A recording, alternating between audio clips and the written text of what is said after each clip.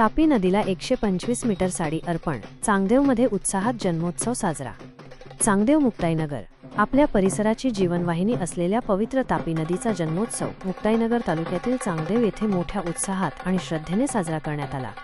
या जन्मोत्सवाने परिसरातील सुजलाम सुफलाम वातावरणाबद्दल कृतज्ञता व्यक्त केली, कारण हा उत्सव नावाडी शेतकरी बांधव आणि मासेमारी करणाऱ्या नागरिकांनी एकत्र येऊन आयोजित केला होता। या जन्मोत्सवाचे मुख्य आकर्षण ठरले ती सुरत येथील कपडे व्यापारी बांधवांनी दरवर्षीप्रमाणे तापी नदीसाठी पाठवलेली सुमारे 125 मीटर लांबीची अखंड महाकाय साडी। या भव्यदिव्य साडीचे प्रथम विधिवत पूजन करण्यात आले। त्यानंतर ग्रामस्थांनी वाजत गाजत आणि श्रद्धेने पायी चालत ती साडी तापी पूर्णा नदीच्या संगमस्थानापर्यंत नेली। नदीकाठी पोहोचताच गावकरी, महिला, पुरुष आणि युवक यांनी एकत्र येऊन तापी मातेचे भावपूर्ण पूजन केले आणि तिची आरती गायली। हा क्षण अतिशय हृदयस्पर्शी होता, जिथे प्रत्येकाच्या डोळ्यात तापी मातेप्रतीची अपार श्रद्धा आणि प्रेम दिसत होते। त्यानंतर सर्व नावाडी बांधवांनी एकत्र येत संगमस्थळी जाऊन ही 125 मीटर लांबीची साडी आणि चोळी तापी मातेला अर्पण केली। या पवित्र सोहळ्यात मोठ्या संख्येने ग्रामस्थ उपस्थित होते, ज्यांनी भक्तिभावाने सहभाग घेतला। महाप्रसादाचे वाटप करून सर्वांनी तापी मातेचा आशीर्वाद घेतला। हा जन्मोत्सव केवळ एक धार्मिक विधी नव्हता, तर तापी नदीशी असलेल्या आपल्या अतूट नातेसंबंधाचा आणि तिच्याप्रती असलेल्या कृतज्ञतेचा तो एक सुंदर आविष्कार होता। तापी मातेच्या आशीर्वादाने परिसरातील समृद्धी आणि शांतता कायम राहो, अशी प्रार्थना यावेळी करण्यात आली।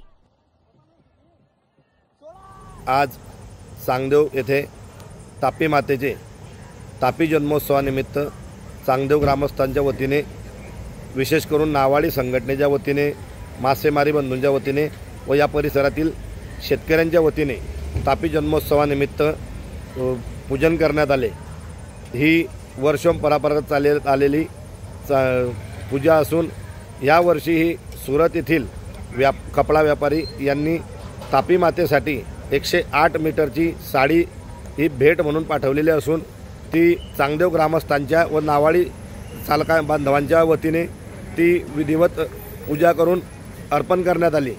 यावेळी गावातील महिला, पुरुष, युवक मंडळी, ज्येष्ठ श्रेष्ठ मंडळी हे मोठ्या संख्येने उपस्थित होते। या तापी नदीमुळे या परिसरामध्ये वैभवाची भर पडलेली आहे। आज जे जीवनमान या परिसरातील लोकांचे जे उंचावलेले आहे, त्यात खरा सिंहाचा वाटा या तापी मातेचा असून आपण या ठिकाणी काहीतरी एक तापी मातेची उतराई करावी म्हणून हा उत्सव दरवर्षी मोठ्या भावनेने व श्रद्धेने पार पडत असतो।